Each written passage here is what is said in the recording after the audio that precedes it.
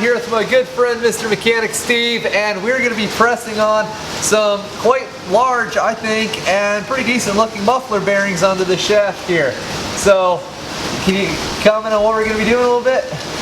Yeah, I had to take these bearings off because this bearing that ran for a long time without oil, and it seized up on the shaft. That's the inner race from it. We had to cut it off, do all kinds of crazy stuff to get it off. But this is out of that green VarioTrack machine that you see in a couple of more of my videos. But we're going to press a bearing on here and a bearing on the back. Let's do it. Alright, so when we're cutting this bearing race off, I got a little carried away on here. I'm sure Chuck, you probably wouldn't have made the same mistake, you know, because professional. I wish. But we're going to take this file and we're going to break that little edge down just a little bit, just so when the new bearing goes on, it doesn't get hung up on there. Sometimes when you're pressing new ones on there, if you got any kind of imperfections in the shaft, or the adapter that you're pressing it onto, but you don't want to go nuts. I mean, just kind of dress it up just a little bit, just to kind of flatten it down. You can see all these score marks on here. That's from the bearing got so freaking hot that it just it kind of seized itself in there. So you take a piece of emery cloth, and this is whatever grit, 400 or 1,000 and a billion. Just do that. You don't really need to do it very much. So you're just trying to knock down the high spots. You're not trying to really take off any material. Run your finger on it and see, so that feels smooth. So we still got this side over here. Do a little bit there.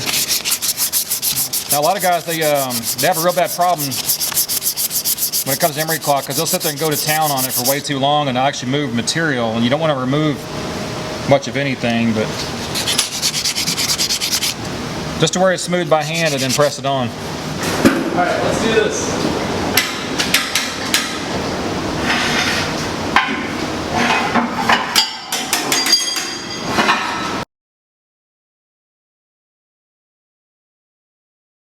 So we can't have the outside of this pipe touching the cage of the bearing. It has to be just on the, I guess, bushing part of the bearing. I don't know the technical term. The inner race. The inner race. There you go. Thanks, Steve. So now we just got to turn this down on the lathe here real fast.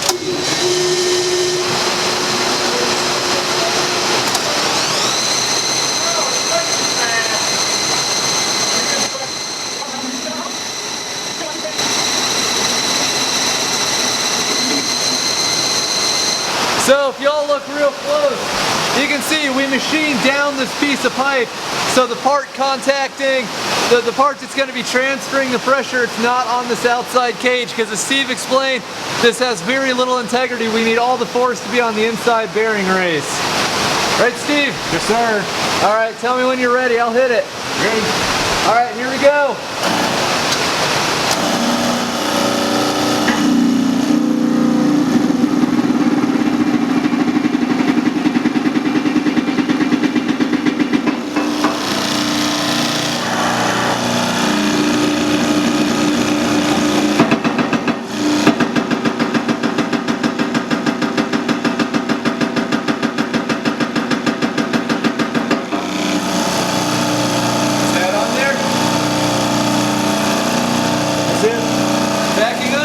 Back up.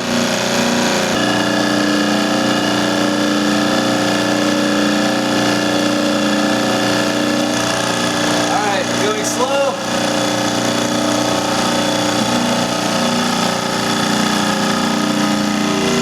Oh, so smooth. Trash. Good. That's it. Releasing. So that was, as Seth put it, hardly any effort for the press. It barely even noticed that it was there. And I feel like the second one just went on buttery smooth. First one went on. You have anything to add there, Steve? How'd you see that? You're the one that knows what you're doing. I've never pressed bearings on before. Yeah. No, it went smooth, man. This one, top one gave us a little more trouble. It's a little tighter. This bottom is a little looser. They're tapered roller bearings, so we're not real concerned about them being a little loose on the shaft, because whenever you put it in the machine, you've got a housing over here and a housing over here, and this housing has shims on it that actually push the entire assembly together and keep a little tension on it. But no, it went great, man. Awesome. Now I get to go put it back in the machine by myself. As it's pouring down rain outside. Yeah, well. Oh, fun. If it was easy, I can't say that. Okay. Yeah, man. Well, cool. It's really good to see you. Yep. Thank you. Sure thing. Anytime.